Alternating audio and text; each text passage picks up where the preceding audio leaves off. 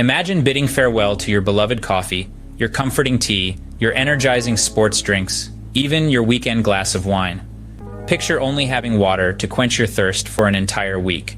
That's precisely the challenge I undertook. Now, you might be thinking, why on earth would anyone willingly subject themselves to such a draconian rule, right? Well, it all boils down to the quest for better health. You see, water is touted as the elixir of life, and I wanted to put that claim to the test. But let me tell you, staring down at a week of nothing but H2O felt like standing at the edge of a diving board, looking at a pool filled with ice cubes. It was daunting, to say the least. But as they say, fortune favors the brave, or in this case, the incredibly thirsty. So, armed with nothing but a water bottle and a stubborn will, I embarked on my 7-day journey. Stay tuned to find out what happened. And hey, if you're enjoying the video so far, don't forget to like and subscribe. The first 2 days were like walking through a desert with only a mirage of my favorite drinks teasing me from afar. I was like a sailor lost at sea, surrounded by water but yearning for a drop of anything but. My body was a battleground with the soldiers of sugar and caffeine withdrawal launching a full-scale assault. The morning of day 1, my body clock screamed for the usual caffeine kick. It was like a grumpy old man shouting at kids on his lawn, but the kids were my usual morning coffee, and the grumpy old man was my caffeine-deprived brain. The absence of that familiar bitter taste was like a symphony without its conductor, a painting without its artist. As the day crawled on, I could feel the sugar cravings creeping up on me like a ninja in the night. It felt like my sweet tooth was throwing a tantrum, demanding its usual dose of sugary indulgence. I was like a superhero, battling my arch nemesis, the villainous sugar craving. Day 2 was a roller coaster. My body was like a stubborn mule, refusing to accept the new regime of water-only hydration. I could swear I heard my taste buds plotting a rebellion against the monotony of the clear, tasteless liquid. It was like my tongue was on a diet, and flavor was the forbidden fruit. The withdrawal symptoms were like a group of rowdy partygoers refusing to leave long after the party's over. The headaches, the fatigue, the irritability, they were like uninvited guests at a dinner party, making themselves at home in my body. Despite the struggle, I pressed on. Like a marathon runner pushing through the final miles, I kept my eyes on the finish line. I was determined to conquer this challenge, even if it meant transforming into a human water tank. By the end of day 2, I was starting to question if I was a human or a cactus. But quitting was not an option. The journey was tough, but the destination promised a reward worth the struggle. So I braced myself for the days ahead, armed with my bottle of water and a will of steel. On day 3, I felt like a sailor lost at sea, only surrounded by water. But as day 4 dawned, something started to shift. Imagine being a dried-out sponge that suddenly plunged into a pool of water.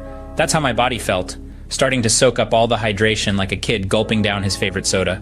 It was as if my body was a parched desert, and this water-only diet was the unexpected monsoon. My cells were having a pool party, and everyone was invited. As for energy levels, it was like someone flipped the switch. I went from feeling like a sloth on a slow Tuesday afternoon to a cheetah chasing after its prey.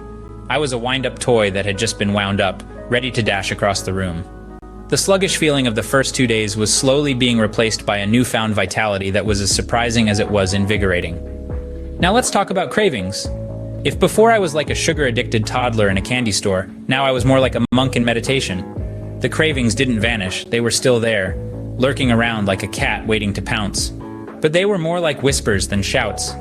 I was no longer a puppet dancing to their tunes, but the puppeteer who had control over them. I was becoming a human cactus, surviving and thriving on water alone. As the sun set on day 4, I realized I was starting to feel less like a castaway, and more like a pioneer, charting unknown territories. My body was a science experiment, and I was both the scientist and the subject. And you know what? It wasn't half bad. The headaches were a distant memory, the lethargy was replaced with an unexpected perkiness, and the cravings were more manageable than a well-behaved puppy. By the end of day 4, I felt like a fish in water, finally starting to adapt to my new liquid environment. The last 3 days were a revelation. It felt like my body was a plant that had been watered after a long drought. The arid desert of my skin transformed into a lush oasis, clear and radiant as a summer's day. It was as if I had stumbled upon the fountain of youth, and all it took was a few more trips to the bathroom.